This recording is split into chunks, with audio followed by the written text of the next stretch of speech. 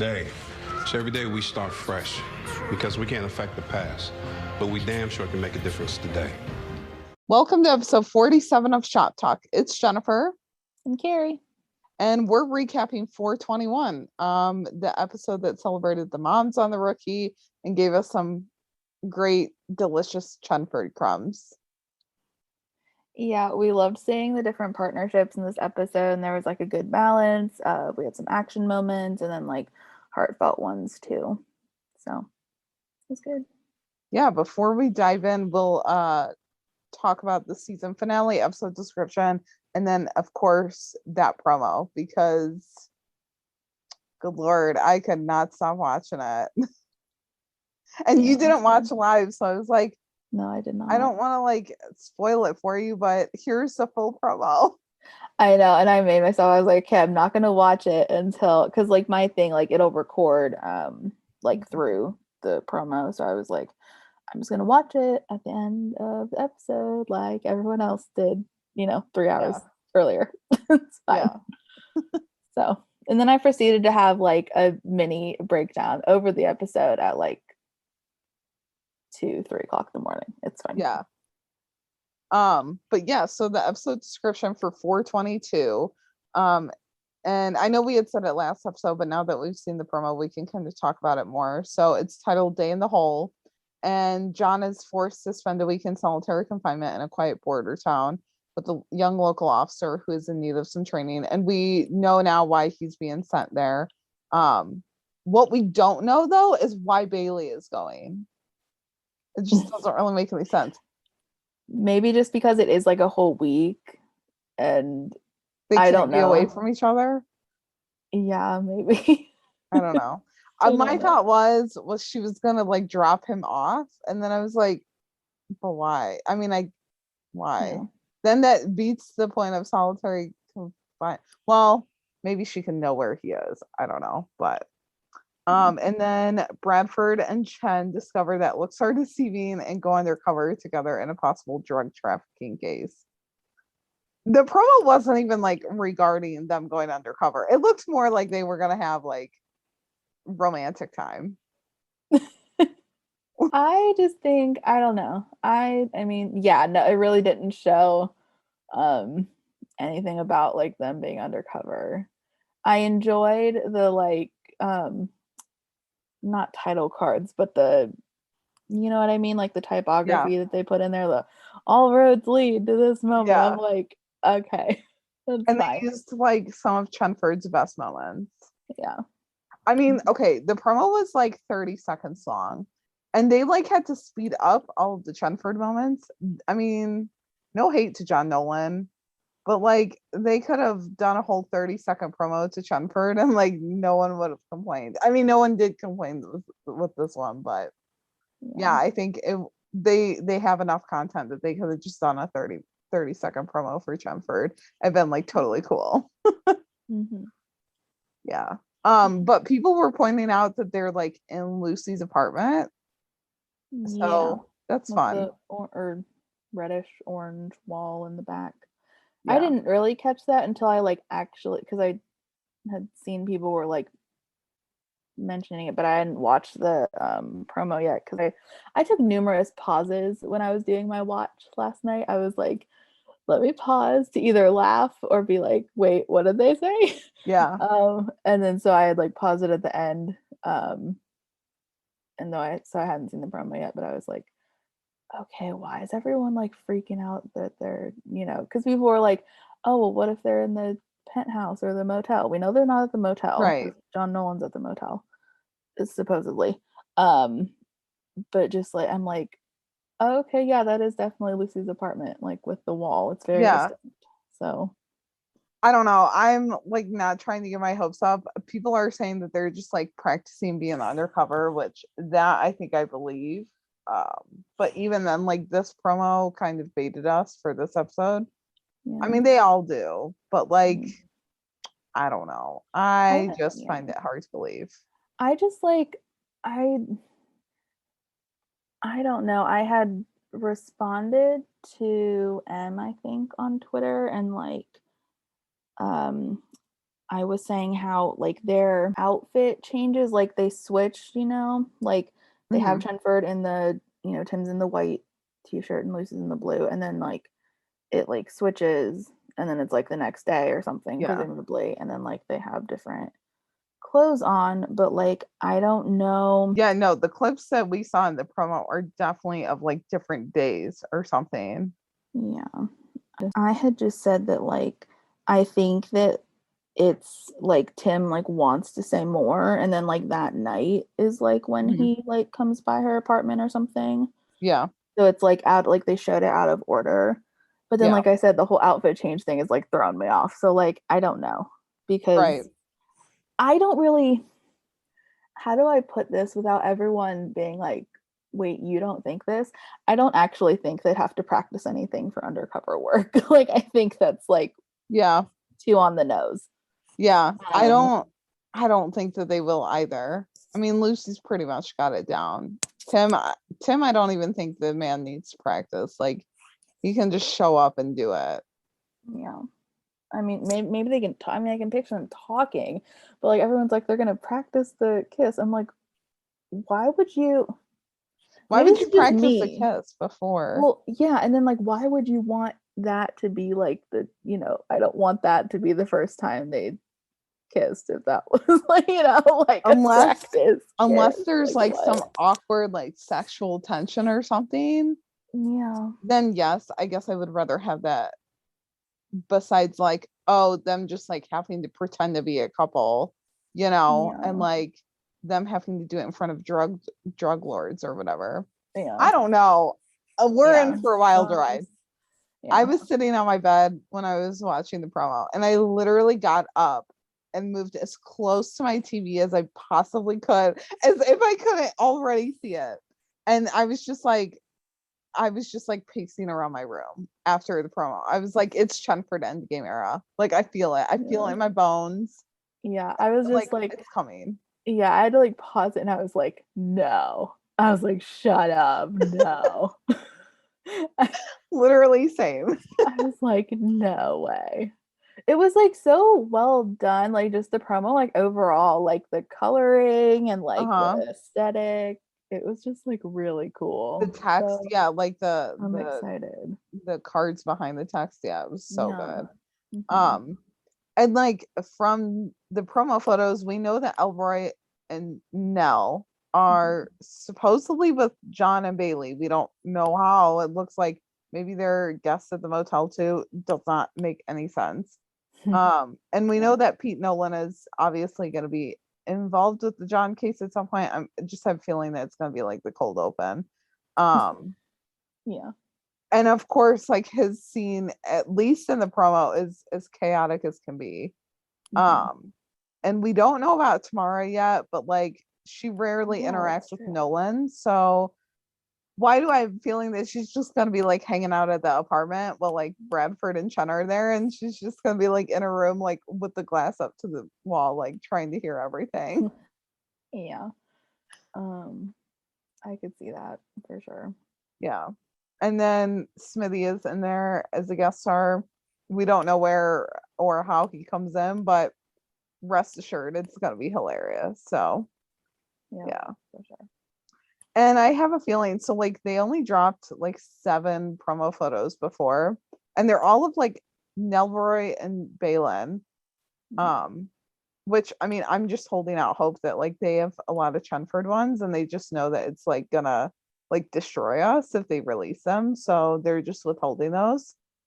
But I also have a strong feeling that they're gonna release the promo photos like as we're recording, the rest of them at least, because that always happens. I don't know. I mean, maybe, yeah.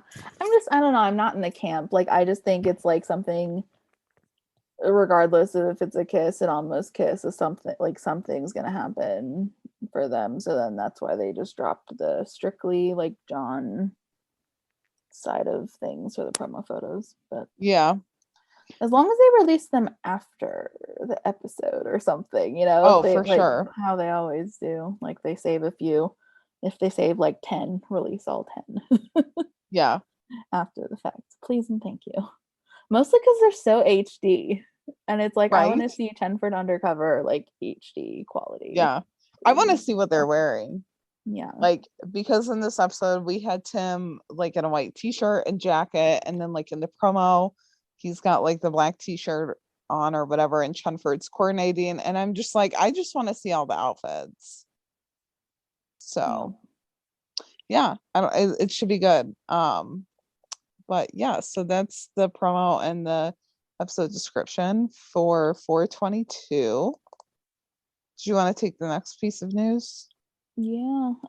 So as you guys know, Eric's always doing cameos and fans have like definitely been enjoying them. He's also For doing sure. like the cameo calls, which apparently have been great too. And we just love that he's like hyping up the finale. And like it's cool that they like that he gets to mention like, oh yeah, and season 5, you know, because like Yeah. it's renewed for season 5. Like that's cool, I think. Yeah. So yeah, it's just always fun. It makes it so much more fun for like us and everyone else, just like when the actors are as excited as we are Yeah. for whatever's happening. Yeah, for sure. Well, and like he's teased that like they're cooking up some good stuff for like the season finale.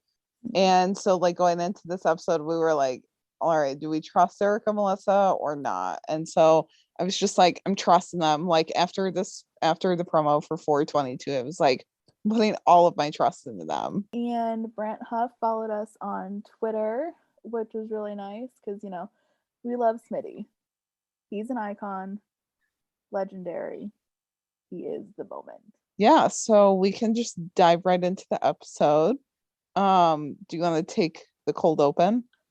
Yeah, so it was fun to see that like those were back because we hadn't had like a funny like classic rookie cold open in a while. Okay, but that snake though, no, like I would probably have like fainted, Yeah. honestly. Um, it was creepy. It totally reminded me of the Lucy's like encounter with Snake Spear from season 2. So I kind of still want to know if she's the one that like had to get the snake because John was the first one to say like not it or whatever like really quick Yeah. before the theme song played. Oh yeah, and we got the theme song too. That was nice. I missed the Yes. theme song too. I know. I really missed the cold open. I hope that we have another one next episode, but I also kind of feel like it could very well just pick up right where this episode left off, or like at least the next morning, and maybe Yeah. we won't get a cold open. But Yeah. Although I like your idea about like Pete Nolan being in the cold open. yeah, Like running away from the car. yeah, like in the promo, he's like running, and Chastity's just there, like I don't Yeah. even know what to do with him. I also just love the fact that they got Pete Davidson back, like for the I season know. I finale. I was mean, that so man is excited. booked and busy, Yeah. but he So still makes excited. time for the rookie, and we love that. So Yeah. Yeah. So, the Mother's Day robbery, that was like,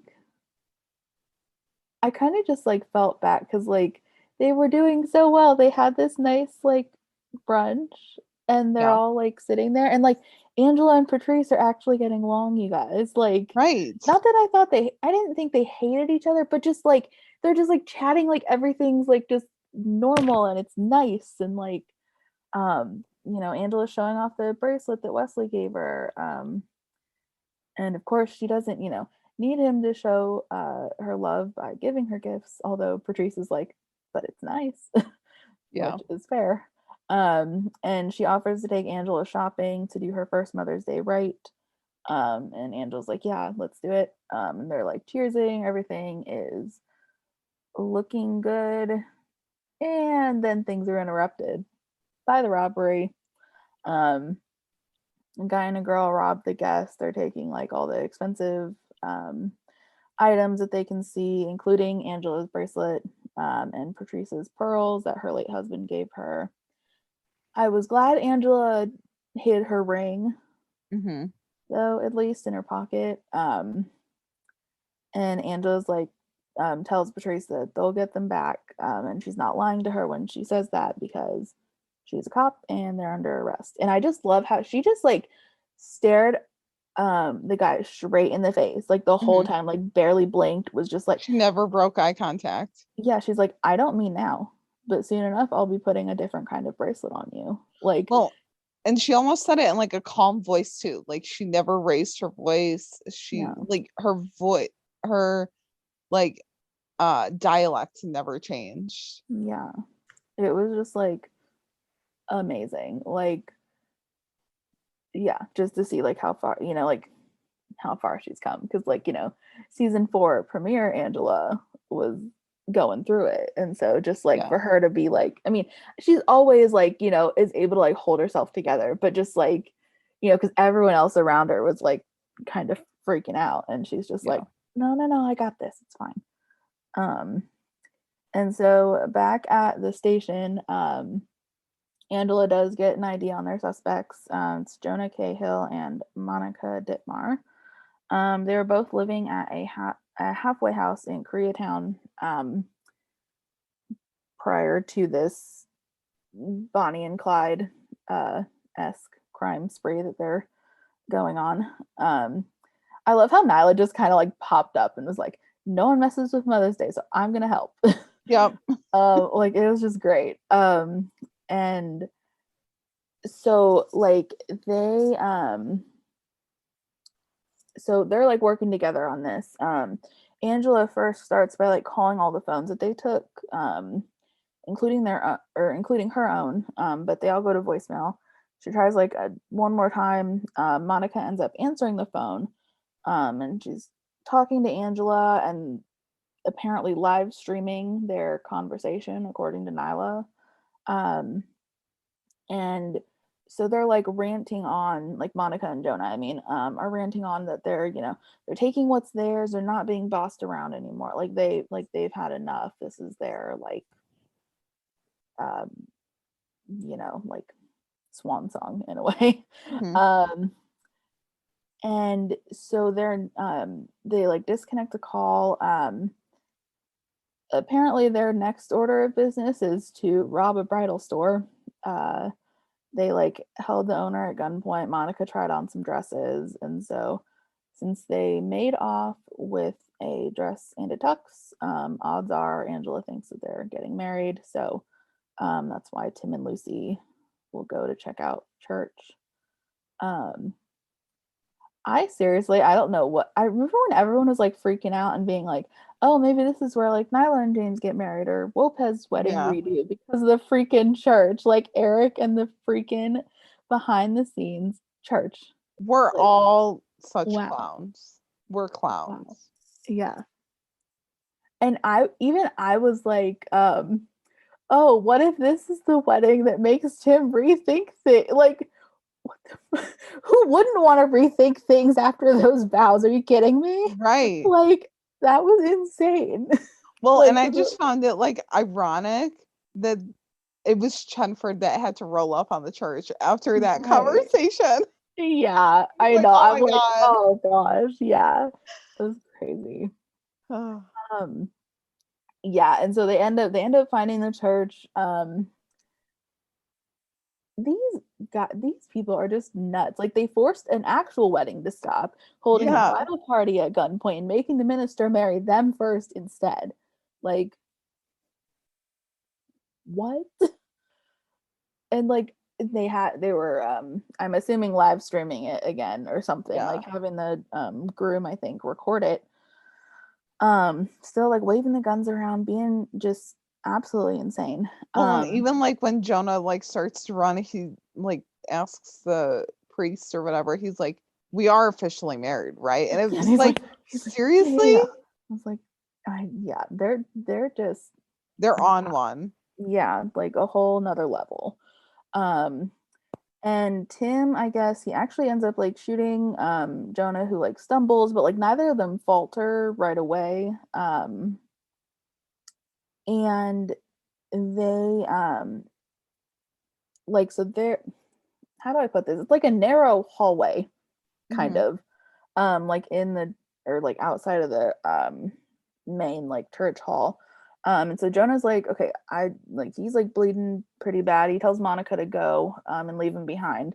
So Tim ends up taking Jonah, like getting him, and then Lucy goes after Monica, but she's in the wind. So I just thought it was. Oh, go ahead. Oh no, you're fine. I was just gonna say I thought it was like kind of not funny, but just like Melissa had to like kind of like skip over the actors who played Jonah, like his feet, and to like keep running. So when I was watching this, because I was live tweeting, I was just like, what is this music? So the best way that I can describe it is, you watched Big Time Rush, right? Yeah, I did. Like when they're running through the lobby because they're like getting in trouble or something, like the fast beat, like up kind of upbeat music plays. Yeah.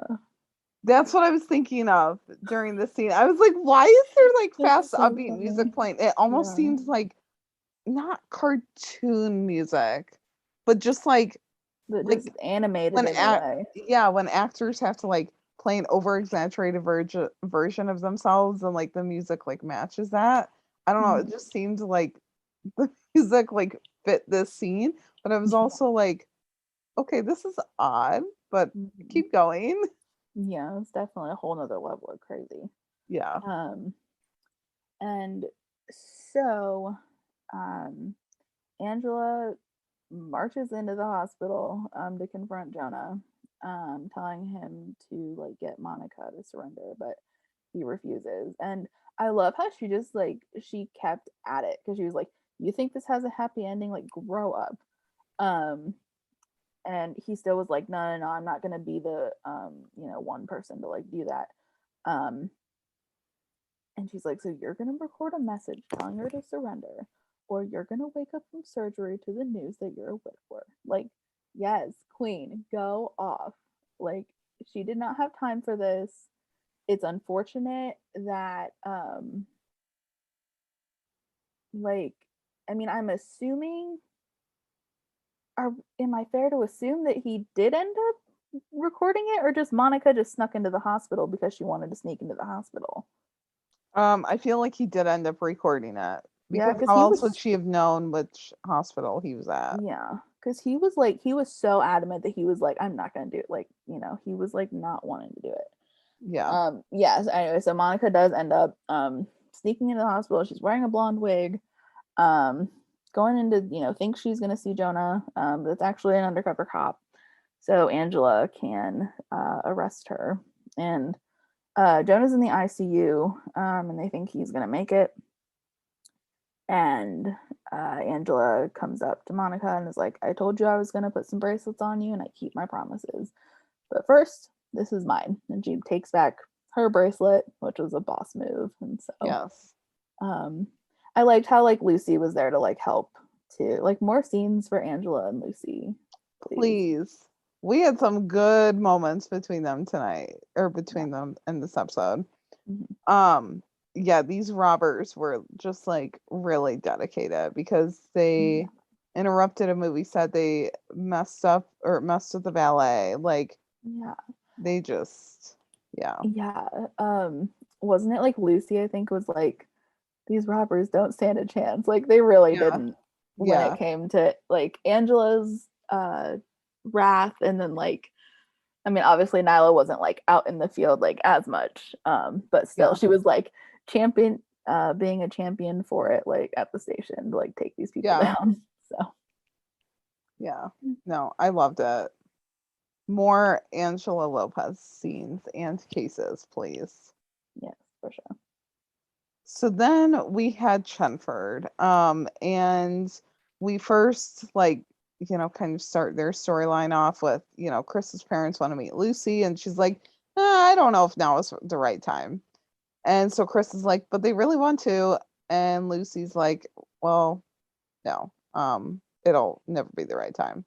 So Chris is just like, he asks Lucy if she's really freezing her mom out. And she's like, I'm not that horrible. Like, I got her flowers. And then they run into Tim and Ashley. And Tim's talking about a Hyatt hotel that has a lazy river. And so I caught this on my second rewatch and I thought about it and I was like, imagine Tim Bradford on the lazy river. Well, Like, considering that word is probably his like nightmare, right. I don't know if he could actually sit still. But like imagine the man like on an inner tube or something and just he's just like can this hurry up? Like and then so you know how like some people will just like say screw it and just like walk through the lazy Yeah, river. walk. Oh, He he would so definitely be would. one of them. He Yeah. so would. Are you kidding me? He'd still have his like sunglasses on or something, Uh-huh. or still be like, decked out in swim attire, but still just like wading his way through, like Yup. pushing the water out of the way with his arms, like Yeah. just going to town. He'd probably just like if some kids like in the way, he's nice, but he's just like, I need them to move because I'm done. Like I'm done with this. Doesn't Yeah, even make it like halfway through there.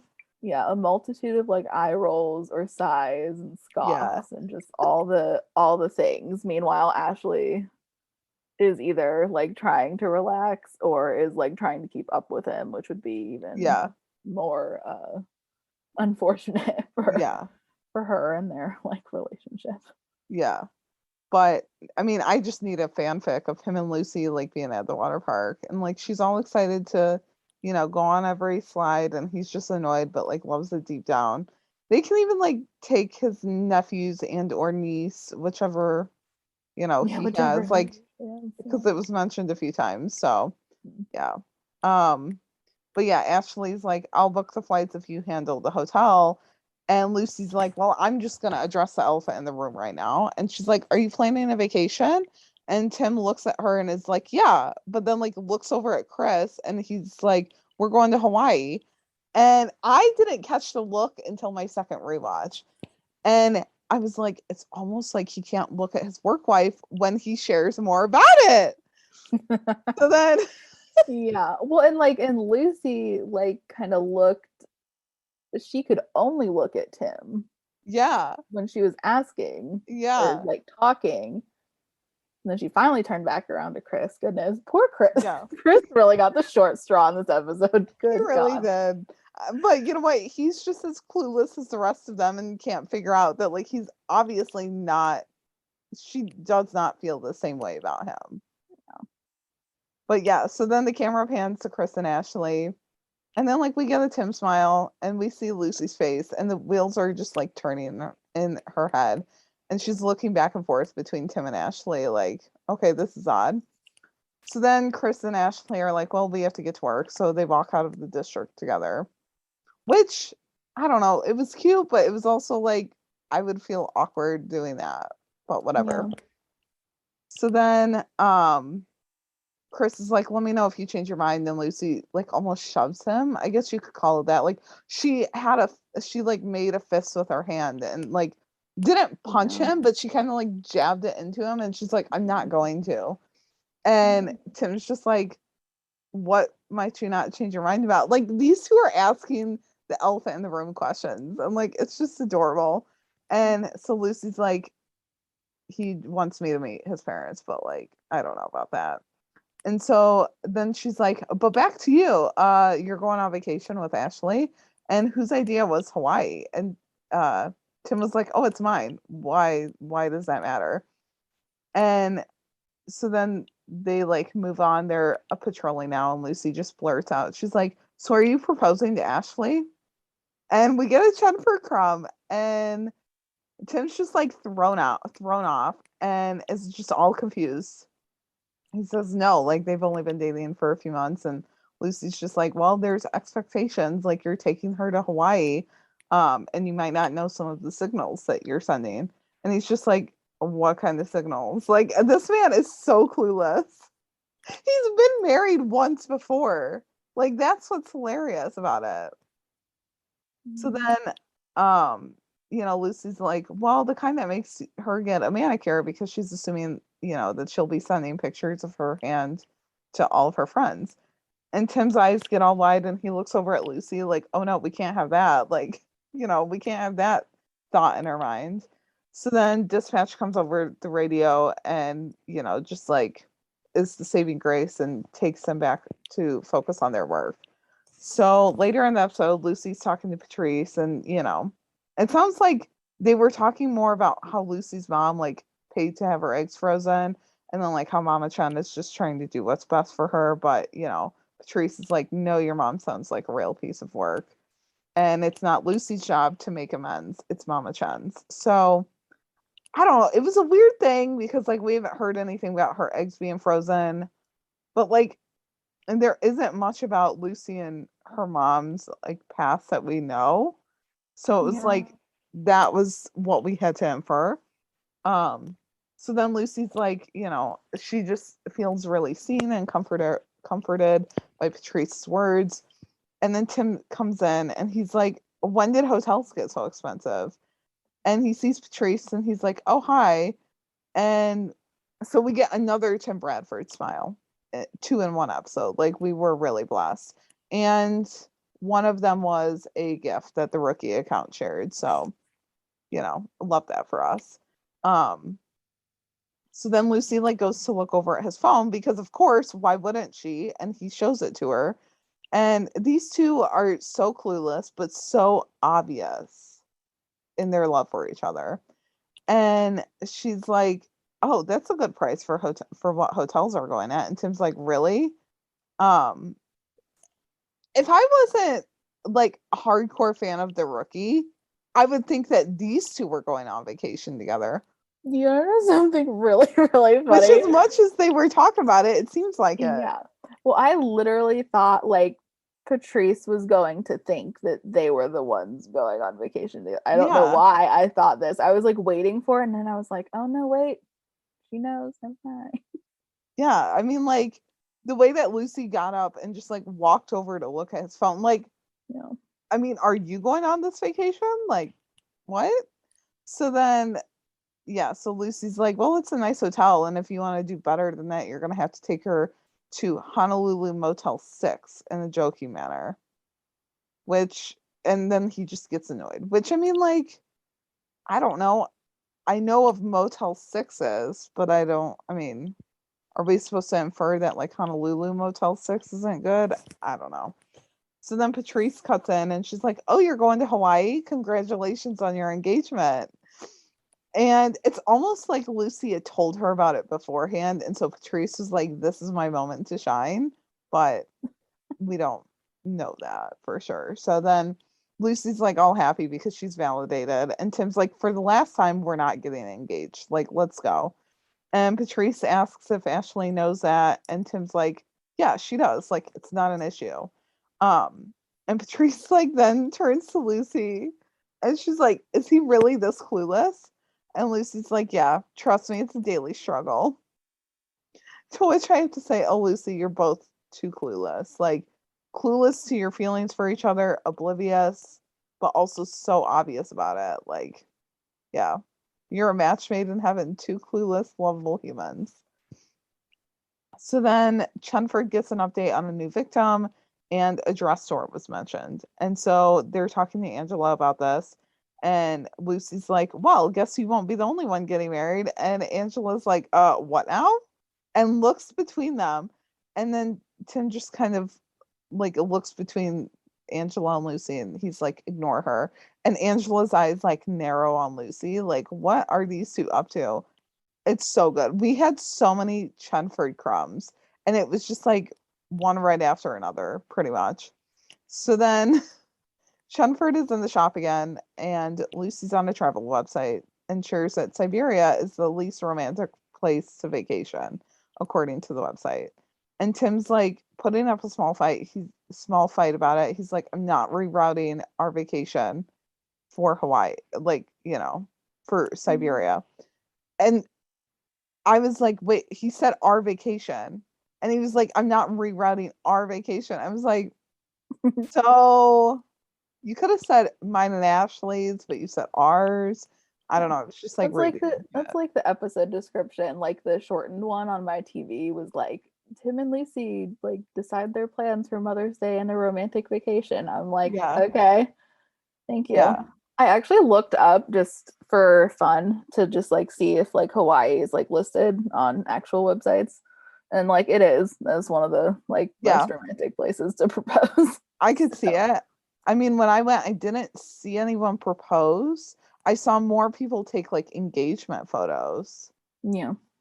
But like we were also on the most touristy island, so it wasn't like Maui or anything. But yeah, so then Lucy's like, well, it's not just me who thinks that, like, that Hawaii sends the wrong message. And so Tim's like, well, Ashley can't possibly think that he's proposing. And Lucy's like, well, you're of a certain age and she's in her prime. So on paper, it's like a no-brainer. She basically just called him old, but I mean, it's fine. Only Lucy could get away with it. Yeah. So then, like, she asks him a question that we all know, and she probably knows that she doesn't want the answer to. And she's like, do you see yourself married to her? And the camera focuses on him for a minute, and his eyes kind of shift.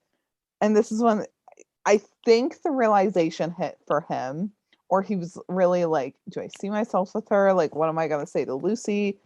And he, like, looks over to her, and she has a hopeful look on her face. And he's like, yeah, I can. And like, I don't know, for me, I think when he looked over at her, he got a little nervous and was just like, I'm just gonna say yeah, because it's easier than facing the true feelings at the moment. I just like thought that like he was looking over at her and like it like I don't know how to explain it. Like he was just kind of like that like pause. Like, because if you're really like that in love with someone, supposedly, You I wouldn't would think, pause. yeah, you wouldn't pause. I would think you'd automatically be like, yes, of course, or like, but his like casualness, and like he also didn't like after looking over at Lucy, he also didn't look at her again, like while saying it. So like, this is what he's not saying or not doing is like saying more than what he actually is doing. He almost like wanted to look over at her to like gauge her reaction, like to gauge where she was at. I don't know. It's all about like the micro expressions and body language and stuff. And like we could very well possibly be reaching at this. I mean, like we could, but I don't know. It kind of I'm like, well, he's kind of making it like obvious, but then yet she is too. So yeah, so then the camera goes back over to Lucy and she just like has a small smile on her face. To me, it was almost like one where like you're in pain or like you're like really hurt or something and you just want to act like you're happy when you're not.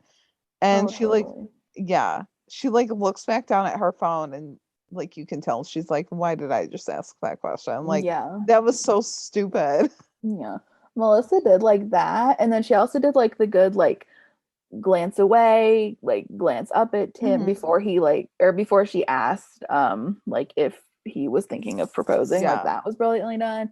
And then the look down, like you said, like I think it just like hit her because like she knew that he would answer. Right. I don't think she expected to dislike his answer so much anyway.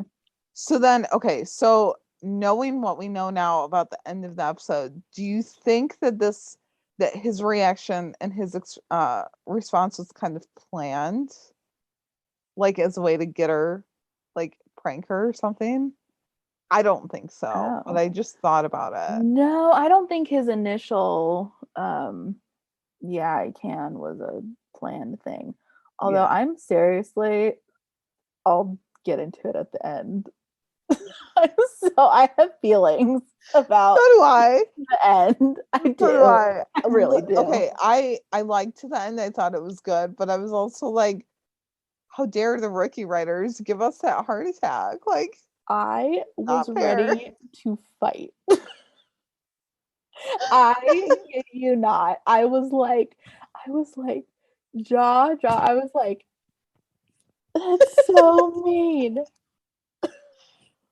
So then Chenford is called to respond to the church, which like we've already covered. And I mean that's just ironic to me because they were also like in close quarters and close contact, like behind the pillars. Yeah, they were, all right, they're just making it obvious now that there's like something gonna brew up between these two. So then at the end of the episode, Tim is walking outside, meets up with Ashley. And okay, his outfit, like, whew, that is all that I have to say on that. So then Ashley asks how his day was, and Tim's like, Lucy was particularly annoying. And Ashley's like, well, I don't really believe that. The And one time I agree with Ashley yeah. in that moment. So I saw a tweet before we started recording, and someone was like, oh, only here for angst on Twitter said, Tim, she's not my partner. Bradford really be like, Lucy was so annoying. Oh, Lucy said, you know what Lucy thinks? I told Lucy that, but Lucy is just so annoying. Lucy over here make me listen to her. I just like, God, can you even? I mean, Lucy. And Yep. that's when he's asked about his day. Yeah. Mhm. I mean, Yep. accurate. The man always has Lucy Chen on his mind. I Like, mean, yeah, always. and he was just like, it was good. And then like the next thing that made it okay was like Lucy. So that like Yeah. if you really want to get super technical, which I always do, that implies or like you can infer then that Lucy is the one that makes his day good. Yeah. Yep. And Ashley does not. Yeah. There is literally no chemistry between Tim and Ashley, as seen in this next sequence. So Ashley shares that she's found a cute share B&B in Coalina. And, like she shows him the phone screen, and he like notices her nails. And he starts like getting flustered, and he's kind of spinning out, and he's like, yeah, they're pretty. And I just have to say, I love when he's like flustered and anxious, because like what he says is just like so awkward and cute. Like, remember in 309 when he was like, after Lucy had kind of confessed her feelings and like she pranked him, and he's like, you're a great girl. I mean, woman. Like, he just gets so flustered, and it's just, it's adorable. But then he's like, I need to clear the air. And he explains why Lucy was being annoying, saying, she convinced him that she's convinced that he thinks he's gonna propose. So then, Tim just wants to make sure that Ashley knows that he's not. And he thinks that they're magic together. And she shushes him by leaning in and putting her fingers on his lips. Okay, not gonna lie, I thought that they were gonna kiss here for a minute, because we had been told by some friends of ours who had seen spoilers that like we don't want to be holding on to anything like heavy or anything, because like we would want to throw it. So I was like, they're Still gonna kiss here. accurate. Yeah. Still accurate. Of course, you want to talk about cringe. That was like, I don't even care. I will listen to John Nolan say lacy or frilly like until, like until the end of time. Like I cannot. Well, I we mean, like don't even need that. no, I know, but I mean, no offense to Helena. I mean, it's fine, but I just couldn't. Like that was so awkward. The shushing with the thing. I don't like when anyone does that. Though, like No. like the same with like people are trying to be like Flirty and stuff. yeah, and they like, but Yeah. they'll trace like use just like one of their fingers and like trace someone's Yeah. face or something. Like I just don't like any of that. It's weird. I don't like that. So that was my limit. I was like, mm-mm. Yeah. When she like did that and put her finger, I was like, why? Why are we doing that? Like, I get it, he was rambling and like, but shut him up with kissing him or something. Like, there's different ways that you could like stop him from doing that. So then she's like, well, I wasn't expecting a proposal. I would actually say no if you asked. And Tim's face is like, okay, ouch. Like, what the heck? And at that point, I was like, Ashley, I don't even care. Like, I don't really care for you or whatever, but like, I wouldn't even say no. Like, no. So then she's like, I think that we're magic too. And why did she have to repeat it? Like, I just, no.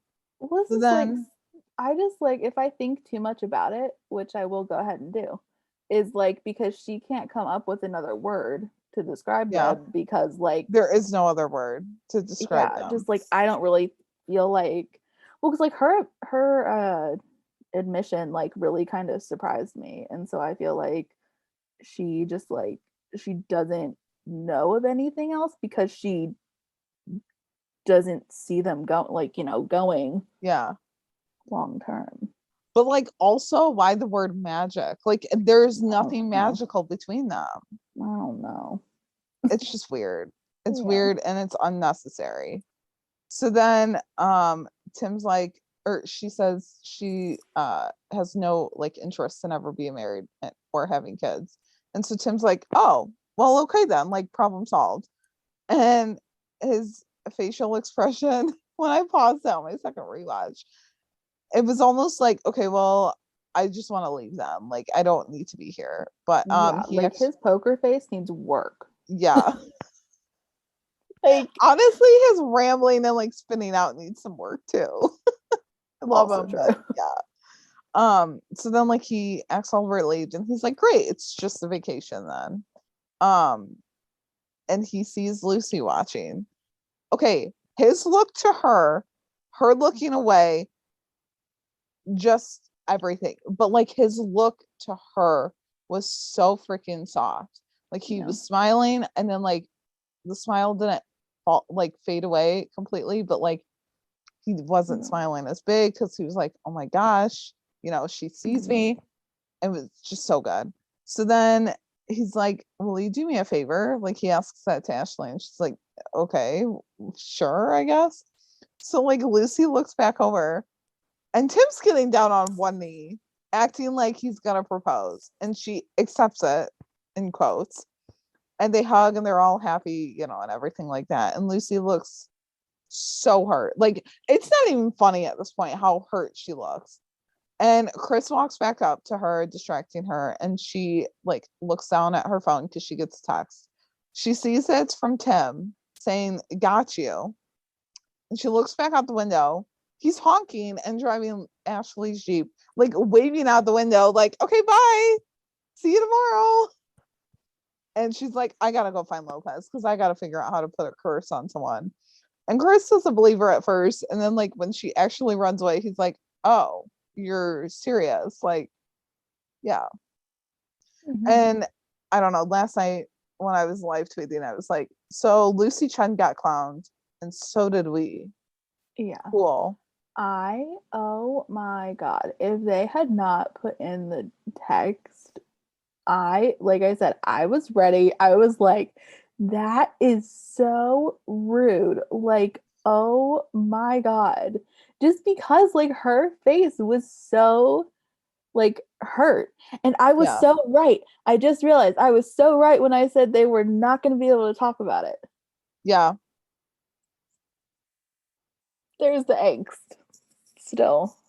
They weren't able to talk about it because Chris was there and then Tim like instead of like going back to Lucy, he left with Ashley.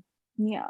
Because I mean, like I know she realizes like now it's like, a prank or whatever, but like, in 309, which is kind of what I thought this prank like paralleled, they at least got to have a heartfelt conversation in the parking garage. They didn't get to have a heartfelt conversation yet about the day's events. So I'm kind of waiting for that.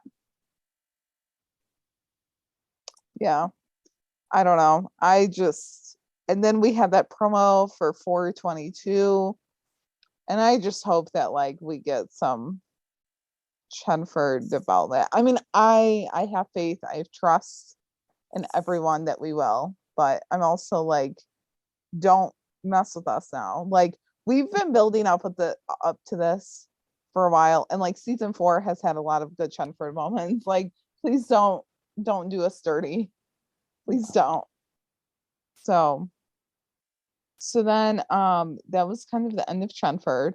And then we had a little bit of Wopez, besides for the case. So Wesley like wakes up, but not before he like falls out of bed and stumbles to rush to Jack's room. But Angela walks in and she's like, or he apologizes and he was like, oh, I was gonna get up early, make some breakfast, take care of Jack, etc. And Angela's like, well, he's been up for 3 hours, which means I have 2. And I have cereal and applesauce in my hair and somehow banana under my boob. And I don't know about you, but I could not stop watching this preview when they dropped it like Thursday or Friday of last week. I was just like, I love domesticated Wopez. Like, please give us more of it. And so he's like, tell me how I can fix this. And she's like, well, I'm gonna go shower, get a blowout and a mani-pedi and some mimosas with Patrice. And Wesley's like, okay, are you taking Jack to the nail salon? And Angela's like, oh no, like you're taking Jack with you. And we find out that he is a like meeting with a client. So Wesley's like, I don't know if I can do that, but okay, sure. Like, happy Mother's Day. And so then we see Wesley's talking to his client with Jack in the room.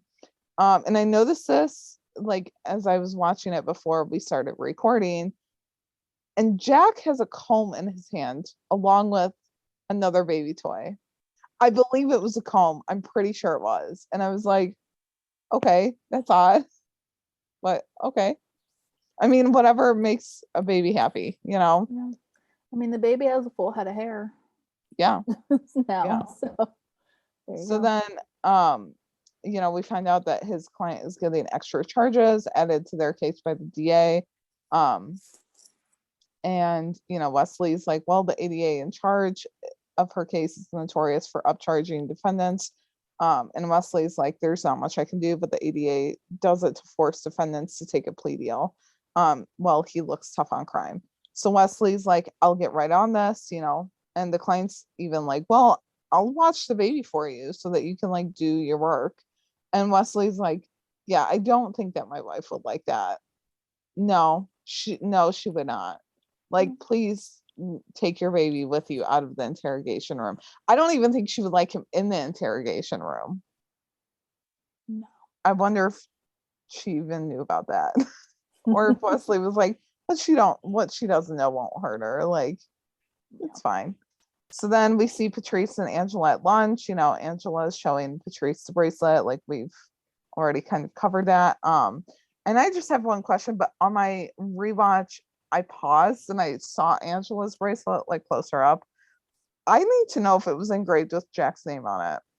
Like, that would be really cute. But it looks like I have like diamonds or something on it. So then like later in the episode or after the robbery happens, Chenford meets up with Angela and they're like, did Wesley find you? He was so worried. And she's like, yeah, Wesley did. We had to basically pull him off of the ceiling because he was freaking out so much. So then in the episode, like Patrice and Wesley have a small like scene at the district, and Patrice calls Jack by Jackson, his name. And I was like, we haven't actually heard Jackson yet as his name. But then like Wesley meets with ADA Sean Del Monte, which we didn't know he was going to be in this episode. Like, it wasn't in the episode description, so it was fun to see.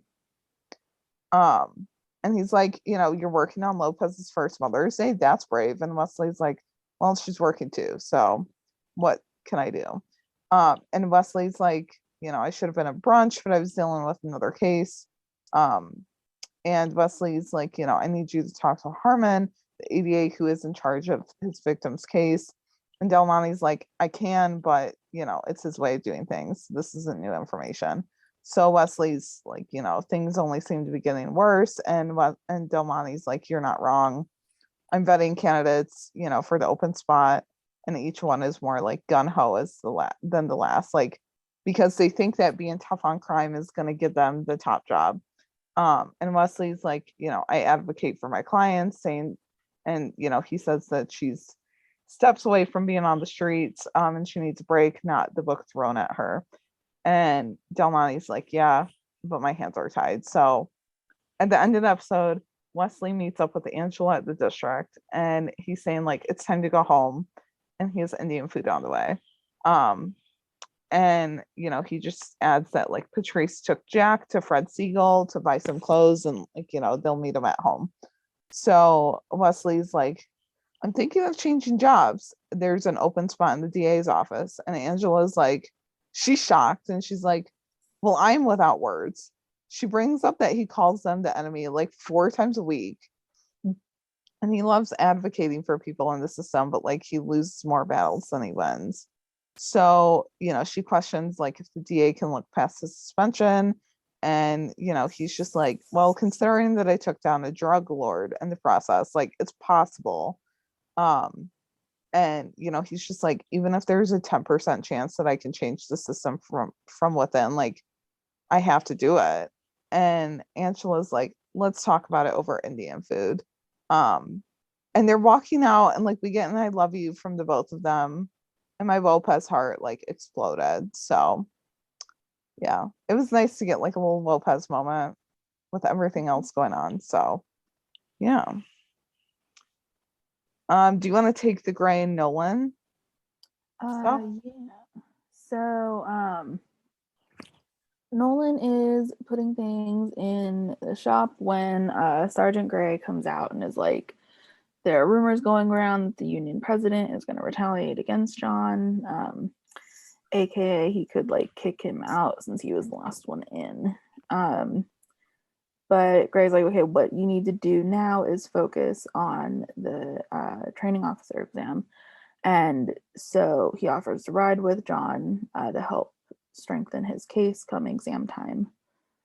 I liked how Gray was like, don't do that small town, I hate to be a bother thing. Like when he offered him the opportunity, because he's like, just take the opportunity. And I like how John also picked up how like maybe Luna's not okay with keeping it super low key for Mother's Day with Gray this year. Yeah.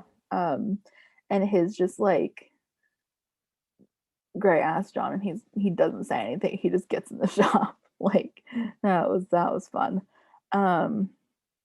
So they're driving along. John asks if it's crazy to want to be a TO this early on, and Gray's like, no, your report writing is excellent. Procedures, but other TOs know what it's like to be a 20-something rookie because they were one, whereas John was not. But Wade thinks that John's like parent experience could bridge the gap. And then I don't know, like it was kind of funny that Nolan just kept like saying like, okay, yeah, but this, because he's like, well, Henry wasn't a like, hardened felon. Like, Yeah. of course he wasn't. Like, I don't know. It was just kind of funny because usually John's like really like able to see the optimist or like optimistic side of things. He just kind of kept being like, well, wait a second, what about this? But subjects are switched. Gray asks if John really thinks that Luna wanted him to do something like big for Mother's Day. John thinks so. So they'll have to get another better gift as soon as possible. But their first call was a 415, was an assault on the set of Hot Suspect, and we see Sabrina Fowler again. She is quite the character. Yes. She, she's a method actress, so her character got pregnant on the show, so she got pregnant in real life. I'm assuming the actress is maybe actually pregnant. I don't know though for sure, if that's the case or not. And so she is, she called them because the girl from craft services assaulted her with a crouton. And was it, oh gosh, I can't remember. Was it Gray or Nolan that asked if she threw it at her? I can't remember. I feel like it was Nolan, because Nolan was the one that had to ask all the questions. Yeah, and then he was like all awkward about it. Yeah. And she was like, no, she put it in my salad. And so they ask for her information. Sabrina thinks that the girl's name was Monica, so Gray says that he'll reach out to security and get the information so they can like follow up. Oh my god, I just thought it was so funny though, because like Gray took a call from like the DA's office, right? And even Nolan kind of thought that was like a fake out, and he was like, no, that was the actual like DA's office. yeah. And Sabrina like ran with that too though and was like, oh yeah, I'm prosecuting this case on, next week or whatever. And Nolan's like, yeah, but that was the actual no, okay, I'm gonna shut up now. And just looks back down at his notepad. Like Nolan just so good at making things awkward. He had some like meme worthy expressions though. Oh, for sure. He's always a meme. Like, when is he not? Very It's true. too good. Very true. So their second call, apparently the DA's office needs a witness to be like secured. He was like a runner for a gang and like watched people get killed, but his testimony is valuable enough to give him immunity, which Gray tells Nolan is like really, really lucky. So they arrive to check out the apartment. They're scouring for bugs. When Nolan asks what Gray's FTO was like, what is the F? Field training officer. Okay. Yeah. The more you know. Okay. I didn't know that. At least, yeah, I was gonna say at least I feel like it is, but I feel like they said that at some point. That would make sense. Maybe they did, and because I know in the episode of Chicago PD that they covered that was kind of like with TOs and stuff. They did say FTO, so I'm assuming that's field training officer. Well, because like they had kind of like they'd said like FTO like mostly, but then like the next line he was like there are 4 types of TOs.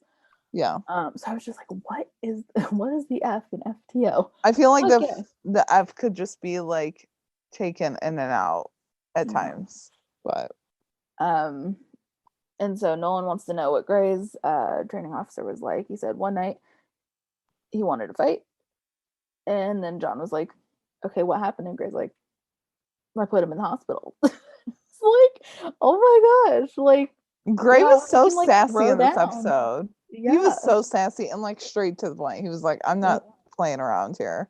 Yeah. Yep. So apparently his TO was more careful after that incident.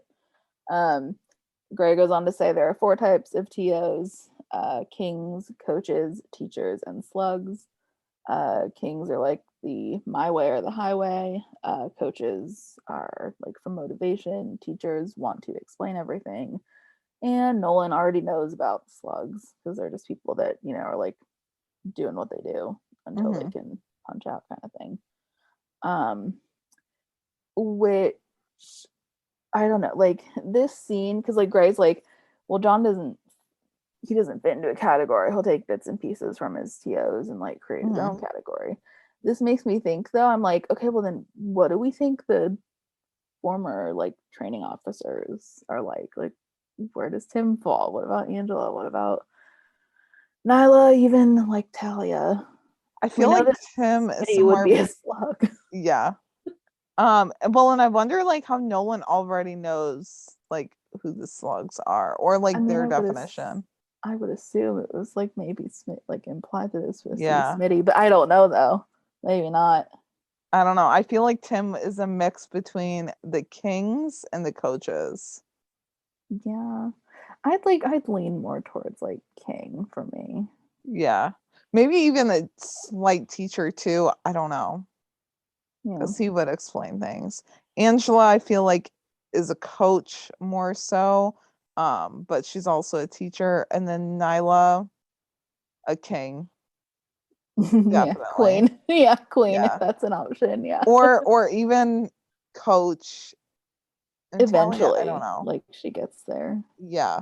I feel like Talia, I don't know. Talia had like, she did actually explain things. She was just really sassy beforehand.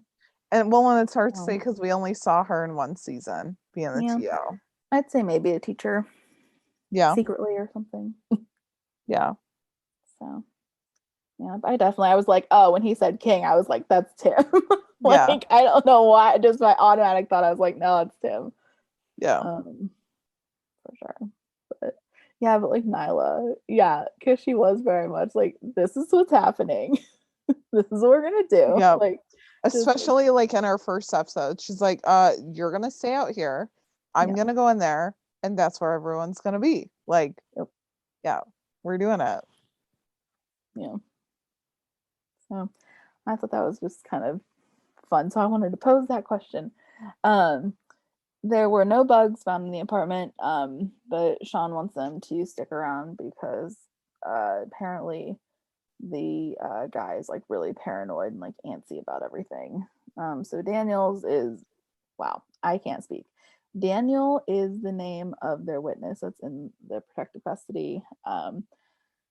Delmonte, Gray, and Nolan go over the rules. He's not to share his new phone number with anyone. Like, don't cross the perimeter they set up. Don't contact anyone.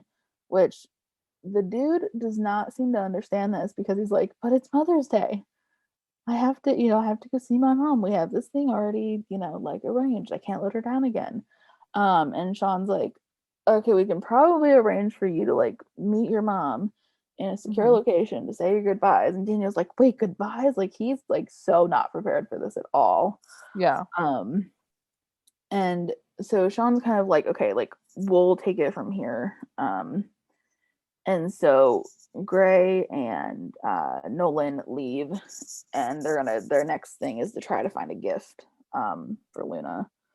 And so they're talking about it. They're like, Gray's like, okay, well, we've been married for 25 years. I've done all the gifts already. So John kind of suggests making it more about the evening. Unfortunately, the damn gift is gonna have to wait again because Sean calls and he's like, yeah, so Daniel Trent took off. But they like, lucky for them, Nolan's like, well, we already know where he's going. He's going to the Staples. So they head there to confront him. Daniel's there with his mom. He doesn't want to leave yet, and although it does take some convincing, he agrees to like go with them as long as they don't actually like say why they're really there. Right. So they have to make up the elaborate, what is it? His car was stolen, right? And then like, so they're there to, they've, caught the suspect or whatever. So he has to come down and do a lineup. Yeah, that's not gonna fly anymore because cue the ominous music, and a couple people get out of a truck, and they're like there to get rid of Daniel. And so Gray and Nolan, like how do they do it? They separated and like went and hid in, I'm assuming, just like one of the empty like stable or like stalls. Yeah. And they managed, there's a fight scene. Gray and Nolan managed to like fight off their two, I'm assuming they were gang members that were like there to kill him. But Nolan worries that there like might be a third person to consider. And since Daniel took off during the fight, Gray's like, okay, you got to go find him before this third person does. So a small shootout occurs. I think, yeah, this is where Nathan's like, hey video from Instagram comes in, all the hey that's around there. And Nolan ends up getting the third guy and tells Daniel that it's safe to come out now. And we find out as what is Gray and Nolan? What did we decide that their name was together? They're like, I don't remember. I don't remember if we had decided, but I tweeted it out last night and I was like, Graylin, maybe? Okay. Yeah. So I don't know. It's easier to say than like Gray and Nolan, Gray and Nolan, Gray and Nolan. Oh yeah. That's why I say Chenford and like Brolin now. I'm like, it's just easier. Yeah. So when Graylin's walking, they're back at the station. We hear that Daniel and his mom are actually both going into the witness protection program. So because they still, they need each other to lean on. So that's kind of where they're at with that. Nolan thanks Gray for the day, but then he's like, wait, you never got anything for Luna? He did. John just didn't notice. And Gray's like, well, it's a good thing you're not trying to be a detective. Like, that was fun because then he just got to leave, and like John was there for a second, like considering that statement. I feel like John's not always the most like observant. No, not at all. And so we find out that Gray is taking Luna for riding lessons for Mother's Day. I just love how, like, I feel like this is like classic in like TV. Anytime there's a horse, they're like, you got me a pony or you got me a horse? Like, no, Yeah. they didn't buy the animal for you. They're buying you, lessons Yeah. or whatever else. So yeah, they're, gonna like ride around the land together, and that's like their Mother's Day evening. Mhm. So cuts over to John. He's studying for his exam. At least I'm assuming that's what he was doing with all the books and stuff. When Gray and Luna show up, it was so like such an awkward camera angle or like a quick cut. I don't know Yeah. which, but it like I literally didn't realize who had shown up at his apartment until they were like facing the like the camera was facing the counter, Yeah. and like I could see everyone. I was like, who's there? But yeah, so it's Gray and Luna. He asks how the horseback riding was. Luna said that Wade said John sort of helped him like figure it out. And he's like, well, that's good, but I know that's not the only reason you came by. And so Gray had received a formal request to transfer John to another station for the week. It's 4 hours away on the border, so John would miss his FTO exam. And John kind of realizes that this is his punishment for pissing off the union president, and Wade's hands are tied. There's nothing he can do. Because, like, if John were to reject the assignment, it would look like he's disobeying a direct order. And he, like, even if he did end up passing the exam, he wouldn't be able to be made into a TO if he had, like, this disciplinary action to Right. face. So, and Luna being ever so optimistic, she's like, well, you'll just have to take the next test. When is it? Cue John. In 2 years. Yep. So, even though there's no like age limit, I don't know if I would want a, let's see, if he, what is it established how old he is? 46, right? So then he'd be 48, technically. Like, I mean, it'd be a pretty major age gap for a 20-something rookie to Right. like be It's like riding 20 this years. I mean, almost 50. technically, like, So, yeah, 48 and like 20 something, like, could be real, like, parents. I don't know. Like, John yeah, could be the guy's parent. like I don't, yeah, and then like it just the longer it goes, like the more that whole like the bigger that gap would be that Gray mentioned Right. earlier. So I can understand his like long face Yeah. in the end of the episode. I just like that sucks. But I But also don't know what John would do. yeah, Like, because he's not going to just be a P2 the entire time.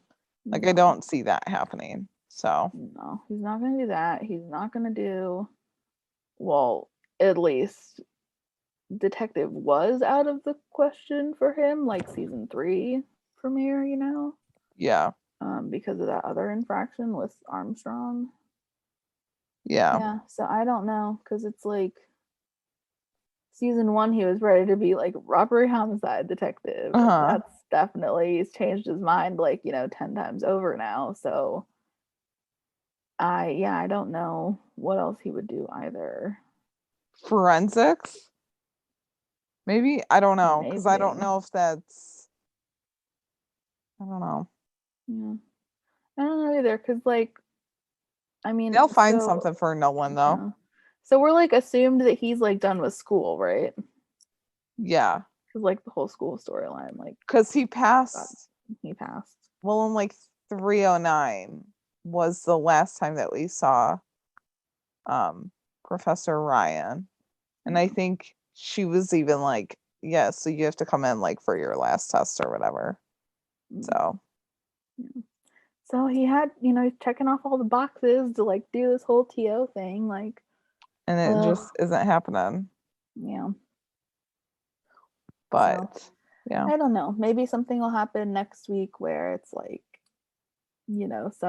heroic action of saves his the or day. something. Yeah. Yeah. Yeah. Well, I'm sure that will be the good. case. I'm sure that it will be.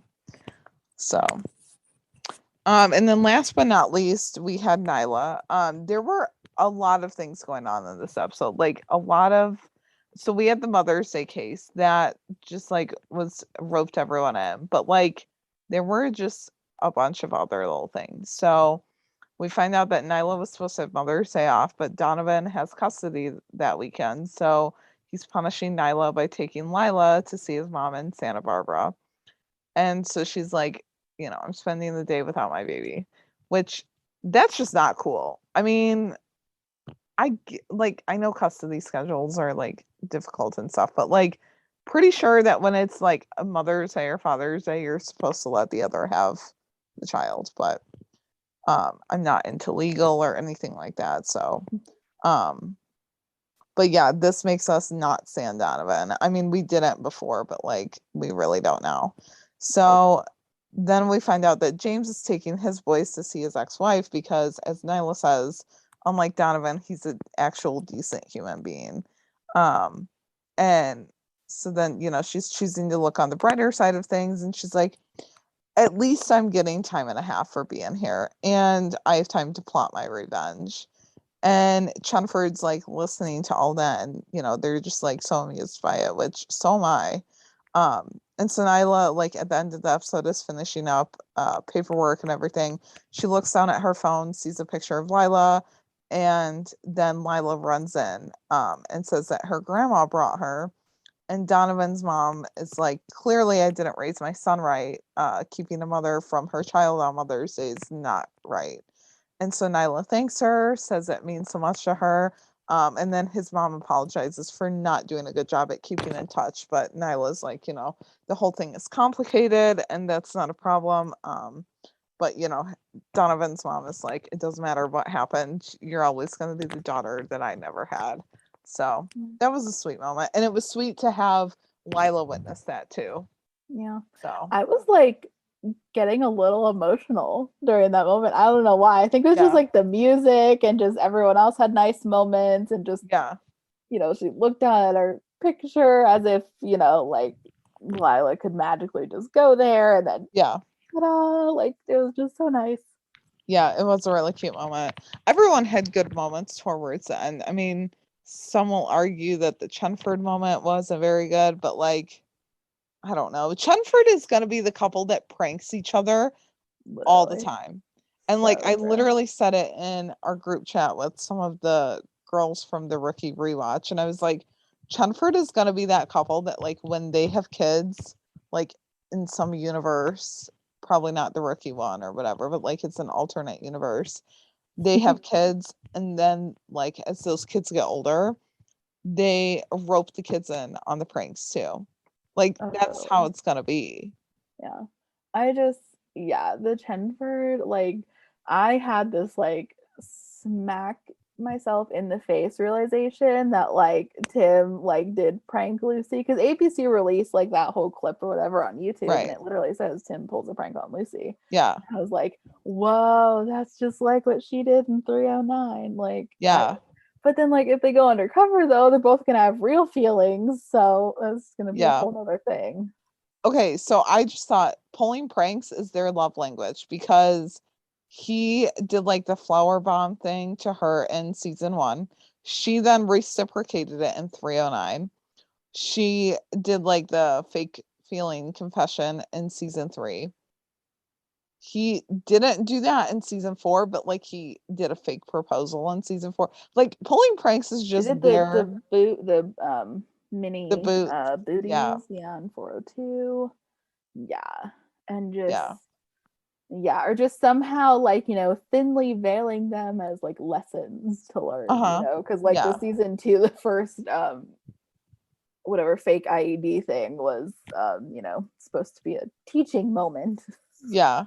They just and that's their love and language. Lucy stole his money clip in season 1. Oh my gosh, yeah. About that. Okay, can someone make a video compilation of all of the pranks that they've pulled? Emily, all of the pranks, parallels. Yes. Oh my god. Emily. If you're listening, I'm just gonna keep saying your name. Please. Go do it. And we'll even DM you about it later on. Yeah. So it's fine. Unless I know there's I know Mayan makes videos sometimes. I don't know if she's made one that goes all the way back to season 1 though. But like, oh my god, that would just be so good.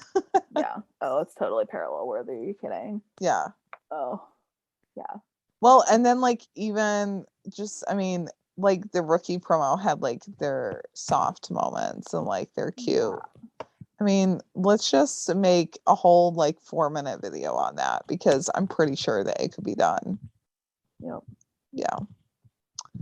But that was it for the episode. There was a lot. And we had quite a few listener thoughts too, so we'll get into that. Do you want to take the first one? Yeah.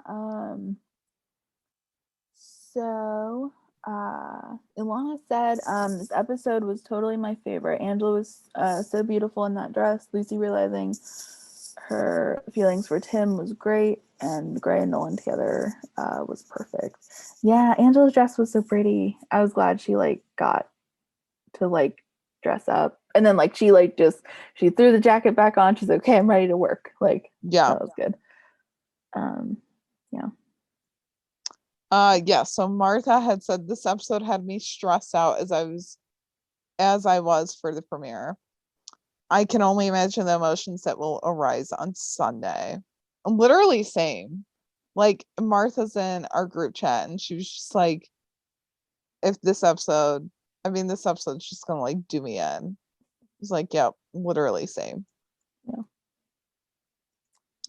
Yeah. Do you want to take Ricardo's? Sure. Ricardo said, why does Tim want to go on a beach vacation when he doesn't like the beach? Oh yeah, isn't he doesn't like the water. I literally never thought of that until I was reading these listener thoughts and was oh like, my gosh, wow, how did we miss that? Yeah, wow. Yeah, because Lucy was like, whose idea was Hawaii? And he was like, mine. So I'm wondering if that's like before Nyla interrupted them, if that's where she would like automatically think and be like, didn't you say you hate water or whatever? Yeah. Well, then I saw someone's tweet and they were like, can someone make sense of why the writers forgot that in 412 Tim said he hates the beach and the ocean to Ashley and Lucy at that scene, but in 421 he's voluntarily going to Hawaii and it was his idea. And then Valerie had like commented and they were like, it needed to be a location that signals a proposal that's Hawaii, but when it first came up she thought it was going to be Ashley's idea. And Lucy was going to go question like why he would want to go somewhere that like he doesn't like the beach or things surrounded by water. I don't know. Of course, I feel like, how am I going to put this nicely? I feel like Tim's new thing is like trying to, since they had that conversation in 412 where Ashley was like, life can't always be just about like football games and like hanging out with your partner. I feel like Tim's like really like took that to heart, sadly, and been like, okay, I need to like push myself and like do these things, even though he doesn't, it's not like him to do that, which isn't a bad thing because like we do want him to get out of his comfort zone, but I feel like if he's the one that's like only putting in like the sacrifices, and because even Ashley was like, you'd think I'd be sick of beaches already. I'm like, yeah, because you like practically live on one for your job. It's like, how, like, she lives on one in Uggs, let's not forget that. I don't know, I don't know why Tim wanted to do that, but that's my little theory, is like he's like really really really trying. Ricardo thought Patrice would assume that Chenford would go on vacation together. Yes, exactly. Me too. Wesley has the cutest intern. Yeah. It was so cute when he called Baby Jack his intern. Yeah. What will be Nolan's TO category? When Gray said that the teacher wants to explain everything, all I thought of was Tim's Nolan talks a lot. So I thought Nolan automatically be a teacher, like, period, end of story. Yeah, I would say a teacher or like a coach because he would motivate Yeah. people too. That's true. He does do good with like the speeches, kind of. Um, yeah, for sure. Smitty and Patrice would make a funny couple. Oh yeah, yeah. Everyone was like, "Oh, what if it's like a romantic scene or whatever?" And I did not see that. I didn't either, but I was just like, "Wait, why are like?" I was just kind of like, "OMG, like why are they Yeah, together?" Like it was just kind of thrown off. it was odd. But it was also like, well, why is Lucy and Patrice like together? Like, Yeah, was Lucy just in the break room and the Patrice just happened to be in there? I don't yeah, know. maybe. I don't. It was Yeah, I kind of don't know. odd. Yeah. Um. Oh, and then do we have any idea why Lucy changed the contact on her phone from Tim? Oh, right. She did. Okay.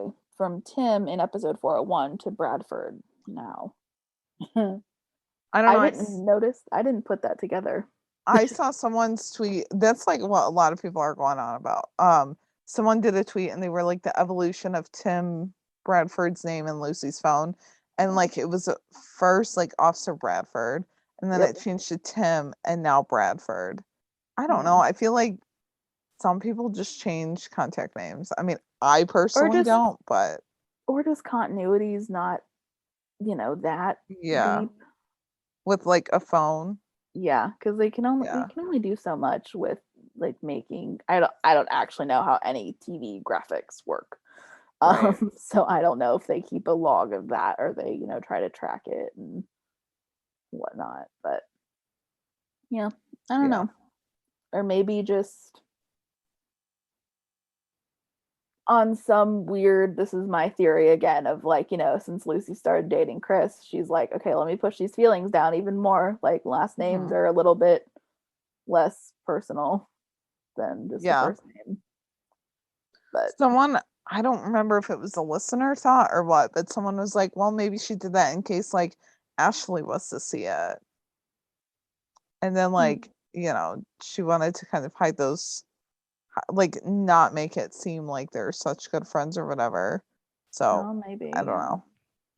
Like But downplay things. Yeah.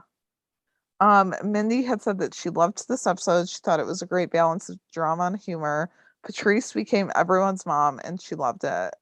She's excited about Wesley's potential new career path. And we got to see baby Jack. That was exciting. And she says she thinks that Lucy is coming to the realization about Tim. I hope that one of them is. I don't care who it is at this point. Like, literally, just give me someone. Yeah.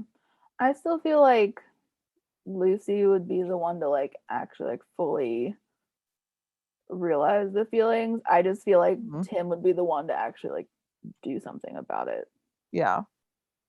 But I don't know. Like Wesley's new career path though. Can we just talk about that for a second? Because oh my gosh, I Yes. was just like I was with Angela. I was like, no, really? I don't have any words either. I was like, whoa, like Wesley going to like the dark side in a way, but also like Yeah. he wants to make like, good, impactful changes. And so I just thought that was like really, really cool. And like thank God they're coming back for season 5 because maybe they can like explore that more if he does end up uh taking the prosecutor job in the DA's office. Yeah.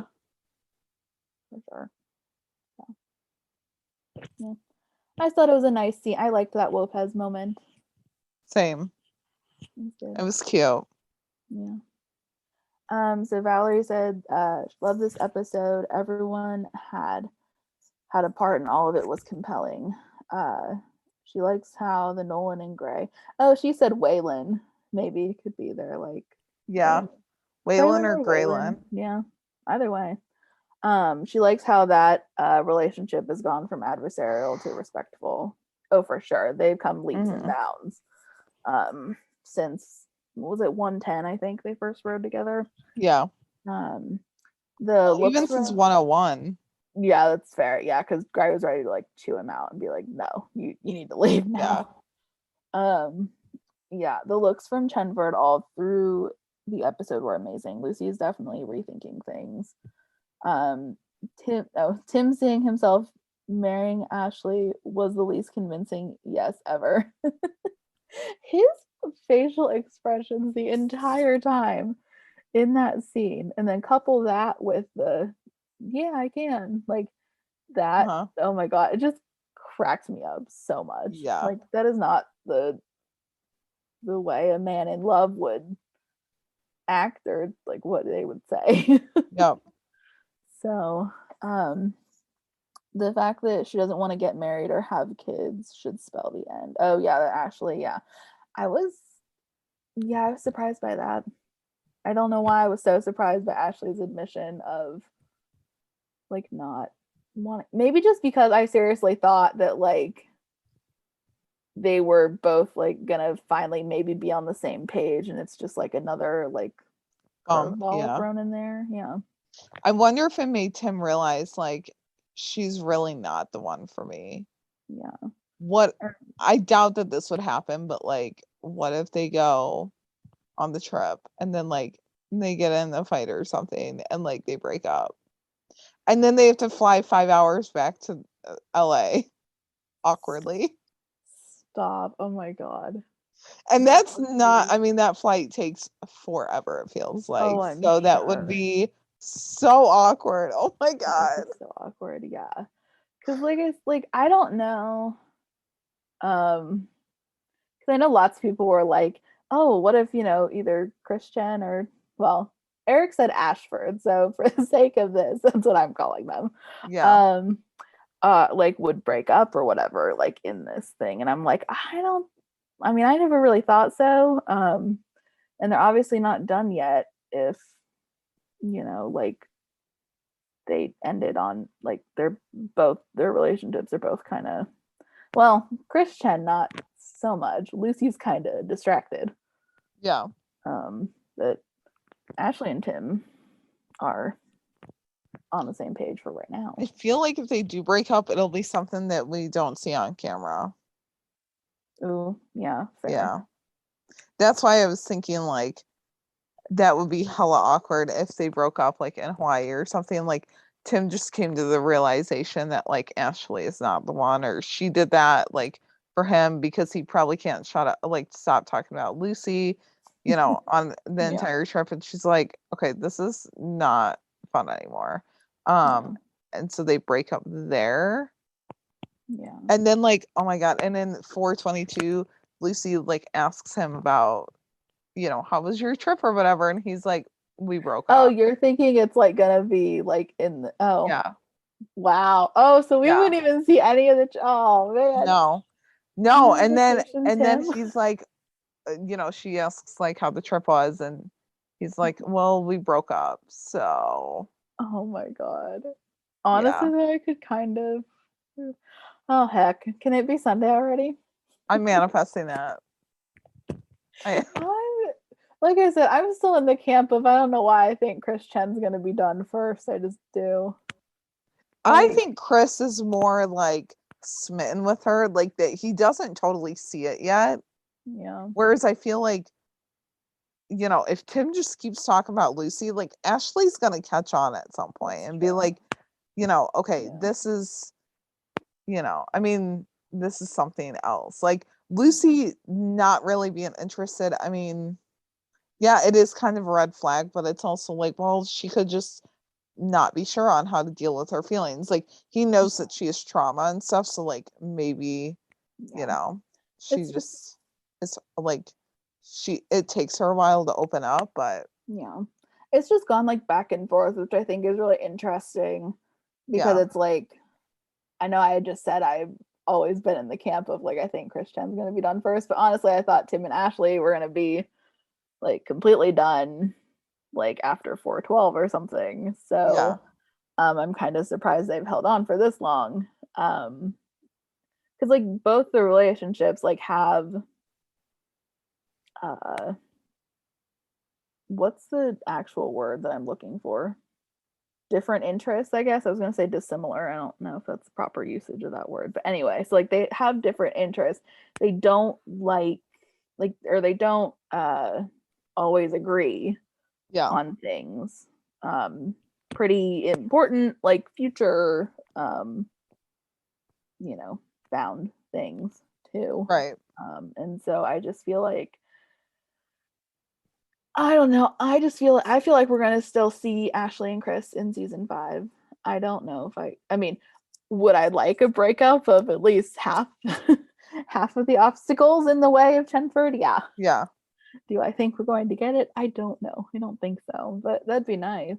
Right. It could just be a like, okay, one of them's done. I don't know. Anyway, Valerie, I apologize. We're still in the middle of your thought, and I went on a tangent. Talk too much, guys.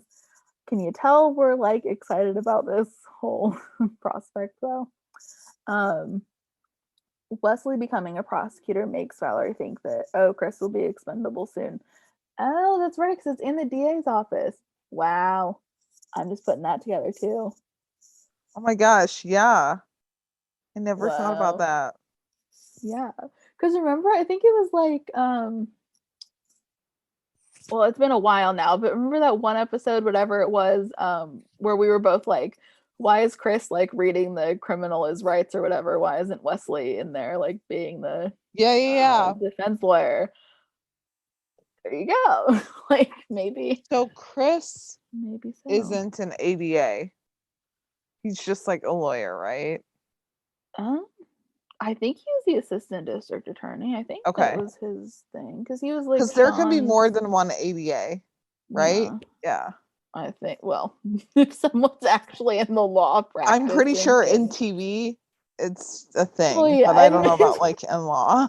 Yeah, in TV land, yeah, Yeah. I'm sure. Because look at like Law and Order. Right. They've Yeah, had like so a many. new one every other season. Yeah, there's so many. Yeah, but that's interesting. See, this is what I mean though. It's like I don't know if like if Chris or Ashley is going away by season 4's end, or if they're gonna come back in season 5 and then I guess we'll see. Apparently we will. Yeah, so Patrice needs to be the station mom. Oh, just like more of like the parents.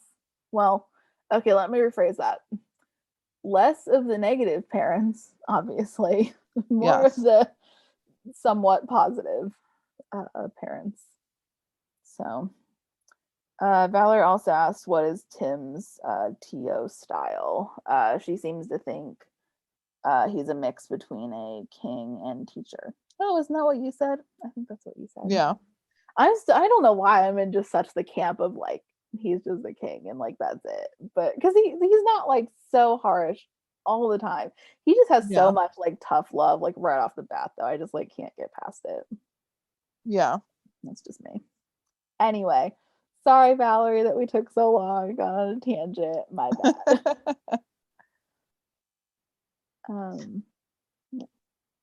Yeah, so then Lydia had said, wow, that was an amazing episode. She loved Nolan and Gray together and the subtle humor.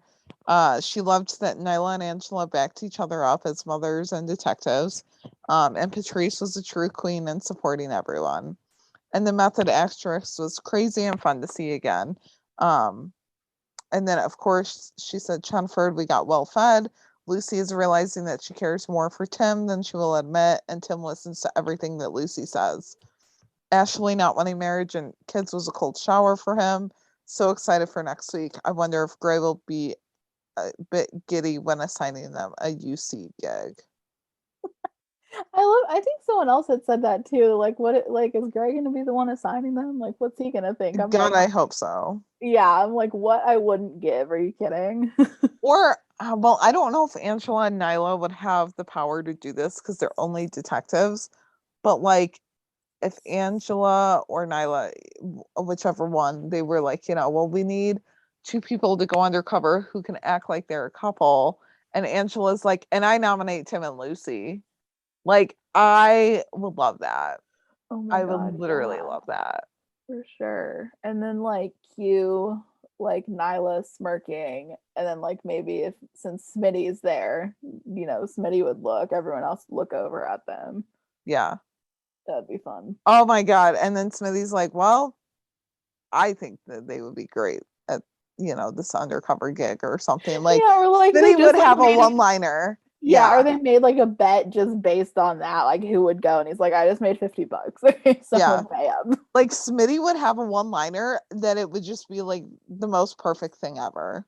Like, yeah, I feel like that's why he is possibly in this, like for his comedy. I don't know. For sure. So Bonnie had said, Tim wanting to go to a state with a crap ton of beaches and water doesn't seem right. He hates the beach. Yeah, why did it take me so long to remember this? I don't Like, know. he doesn't like the beach. And Hawaii is surrounded by water. I mean, literally, it takes 5 hours to get there, and you're flying over ocean. So, I mean, even on the plane ride alone, he would just get like antsy and just like annoyed with it. Yeah. Poor Lucy getting hit with all the realizations this episode. Yeah. You could definitely like it was written on her face a little bit. Bonnie said, oh, Chris added nothing in this episode. He also got nothing in this episode too. Like he had like nothing. Like Lucy didn't go meet his parents. Yeah. She didn't like go out with him. I'm assuming they were supposed to like meet up and do something after or whatever. Maybe not. But because she just like left him and was like, okay, peace out. I got to go put a curse on Tim. Bye. I feel like Chris is definitely used as a pawn. I don't know. Like, poor guy. Tim and Ashley have had a little bit more, like, they've had more scenes that have at least went into a little bit more depth. Like, we found out that Tim doesn't like beaches, like, with Ashley around. Like, so, I don't know. They've had a little bit more depth to them. Yeah. And, like, Lucy and Chris haven't. That is kind of why it's surprising that Chris is still around. But like again, I feel like he's just so smitten with her that like he's like a lovesick puppy. Like he just doesn't even care. Yeah. Yep. Ashley wants the polar opposite of what Tim wants. Yeah, because Tim wants marriage and kids, so they're doomed at some point, Bonnie says. Tim looked rattled when she said that. His yes to see if he could see himself marrying her was him being a lying liar who lies. Yeah. I tweeted something similar to that for like their end scene. Yeah, definitely, for sure. I think Chenford is just lying to themselves at this point. For sure. He was looking at Lucy all sad before he gulped and answered that question. He was thinking that he wants Lucy, and all of it screams that he's like settling. Bonnie also said that prank was cruel.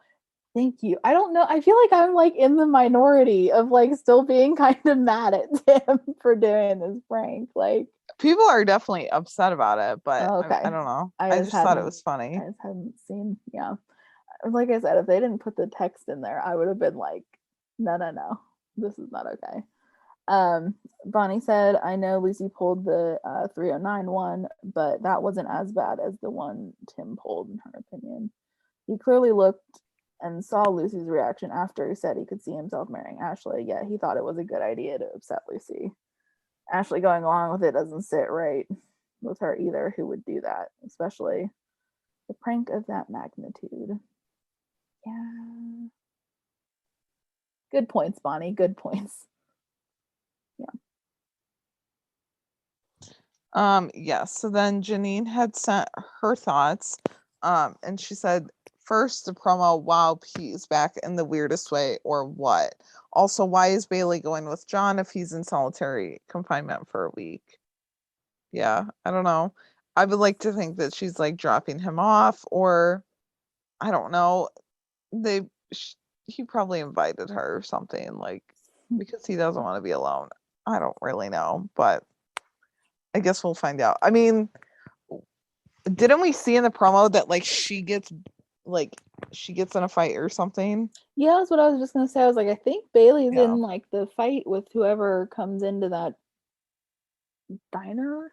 wherever the hell they are. I don't So know. maybe like John wants some protection too. I don't know. Maybe like she is his protection. I don't know. I mean, we know she can fight, so Yeah, she can. She's proved to that a few times this season, which is awesome. and as long as there's not a fence in John's way, he'll be okay. Yeah. The Yep, whole pretty thing. much.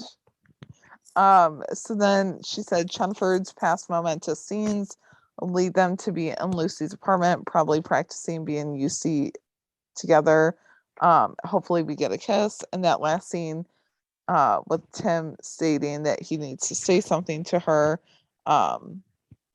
Yeah, I mean, the promo, like, it was so cut together that it's hard to say like which scene could possibly come first. But I don't know. It'll just be interesting to watch it all play out. But Janine's theory, which she said could possibly be wrong, is that she can see them succeeding at the UC operation, and Lucy gets tapped again for undercover work. Tim sees her potential and says, he thinks that she's great, and she'll have a great career doing that, and that he'll find a new gopher while undercover poaches Lucy. And he's still with Ashley, and apparently she's still with Chris. So it's not like it's not like Tim would confess his feelings. Well, either of them are involved with people. Yeah. That's fair. Like, I'm in the camp where I don't think it's gonna be some like momentous thing either in that parking lot, but I feel like their looks that they give each other, like their eyes are gonna say more than the words leaving their lips. But for sure. Yeah. I think it'll just be like a small, like kind of low-key moment. It's not gonna be anything like grand or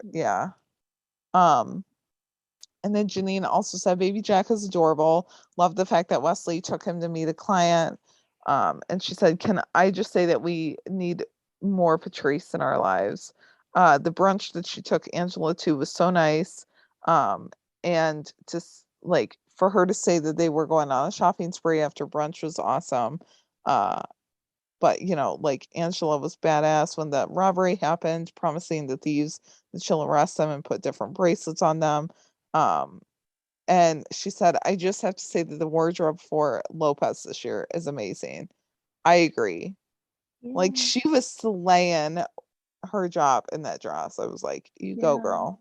And like just like she got her like hair blown out and stuff, and just like the like sleeker like ponytails and stuff when she's a detective. Like, definitely like, I mean, Alyssa Diaz always looks good, but yeah, it's like up one notch for season 4 for sure. And then she also said Nyla being pushed aside by Donovan and taking Lila to his mom's for Mother's Day was not cool. And she said Makia was her old self, snarky, sassy, and looked amazing. She loved how she jumped right in and said nobody messes with a mom on Mother's Day.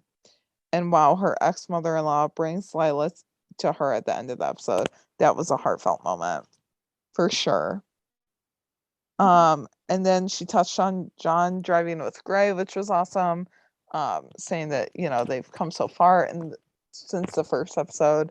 And she loved how Gray gave him pointers and his personal experiences to help John. And yeah, just we need to see Luna more as well. And then for Chenford, she said like, she's sure that Lucy had told Chris about her mom. And so for him to kind of push it was a little much, but like she said, Tim and Ashley going to Hawaii and discussing it, like that is a romantic vacation, not a short getaway, for sure. Yeah. She said from the look on Lucy's face, even then, like you could tell that Lucy was getting some twinges, I guess, for Tim, like maybe some like feelings, I don't know. And she said, like as she was explaining how Hawaii is high on expectations, like you could see the wheels turn.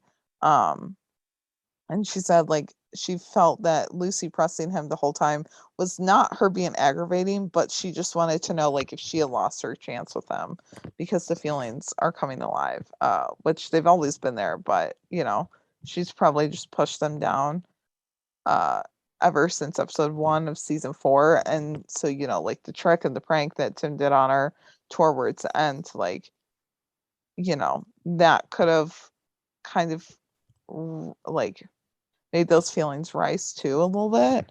But yeah, so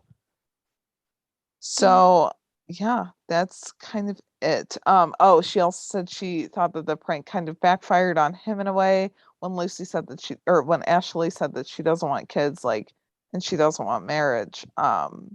Like Tim has said that he would have kids by now, or he thought he would have kids by now, but she Oh, yeah, thinks that's that, true. yeah, she How did I thinks forget that about that? because it was during the Halloween episode, and that was That's like true. 6 months ago. That was like peak chaos too, that whole episode. Yeah. So, That was 6 months ago, but it literally feels like it was a year ago. Like, yeah. And she said, yes, Tim has said that he thought he would have kids by now, but she also thinks that he would want to be married again if he found the right one. And that's the feeling that she got during the ACH episode. So Janine also said maybe it's just her, but she thinks that this episode gave us good angst, but she also thinks in a way this will push Lucy to break up with Chris. Depending on what happens next week, maybe we'll see Tim realizing he has pushed those feelings for Lucy down. And maybe they'll confront one another. I don't know. Part of me is also just like, we're all clowns. Like, we're thinking that it's gonna be like some big like feel like confession of feelings, and it's not. And we're just like clowning around here. yeah. But I'm also like, no, they need to like push Chenford forward or Yeah. do something else. Yeah. But I'm saying like realization of feelings, and then maybe they at least talk about some of the things that have happened or that. yeah, they have to. But yeah, I don't know if we'd get. Yeah, I'm still in the like almost kiss category for this UC thing. Of course, I don't really know how that would happen either. So Yeah. I'm kind of just like, maybe not. We'll scrap that. But Like I said before, I don't know if I want them to kiss while they're undercover because I don't want it to be like, oh, well, we had to kiss just to like make it look real.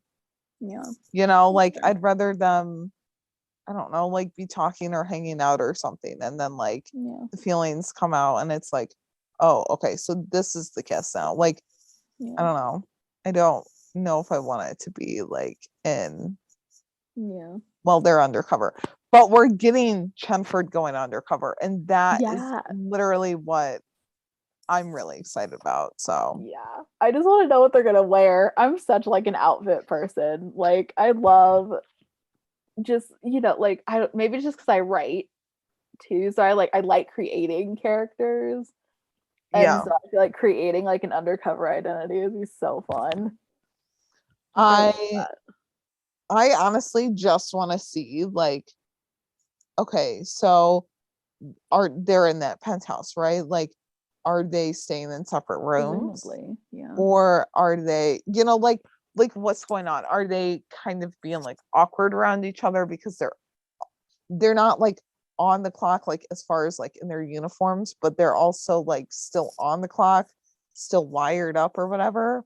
Yeah, I I don't was gonna know. say I Like, want to know about the wire situation. yeah, Like, are they mic'd up? Are they just have the wire? Do they yeah. have to have something on them all the time? Like, Or are they bantering, when they're not like meeting with this drug lord or yeah, whatever? Like, are they like what's going on? I mean, are they like having fun? Or is it just like awkward tension, like don't want to say that, don't want to step on, like, like want to kind of avoid him at all costs? Like, I don't know. I'm so curious to know. So yeah. yeah. But I think that's the end of this episode, right? Yeah, I think I'm done spiraling. If you guys just want to see more of my spiral, you can just either go on my Tumblr or Twitter. That's where I put it all. Literally, yes. I will be watching the promo until 8:59 Central Time next Sunday. Like, if you need me, that's where I'll be. Yeah, I literally And not texted my even friend. not even the Nolan stuff. Like, I don't really care about that. I will just be watching Chenford. Yeah, I think people like whittled it down to like just that bit and then Yeah. like posted that. I was like, that's the best 7 seconds ever. Yeah. Yeah. I mean, I literally texted my friend Kristen and I was like, this promo is going to kill me. And it Literally, did, it's kind it's of. gonna do me in. Like, Yeah. that's all that I'm gonna think about for the next like week. It's Yep. fine. No big deal. I am completely normal. So yeah, you guys can find us on Twitter at the Shop Talk Pod _ or email us at shoptalktherookiepodcast@gmail.com with all of your thoughts. You can find us individually on Twitter at as well. I'm at jstark804. And I'm at Carrie Hyman. And we have a T Public store with lots of Chenford merch. So if you guys want to like get stocked up for the season finale next week, you guys can find it there. They're always having sales. I think one's coming up in the next few days. So that's fun. I know I'll be wearing my Chenford merch and just like manifesting all of the good things. So yeah. But we'll be back next week to discuss 422. Bye, everyone. Bye, guys. Go get him, boo.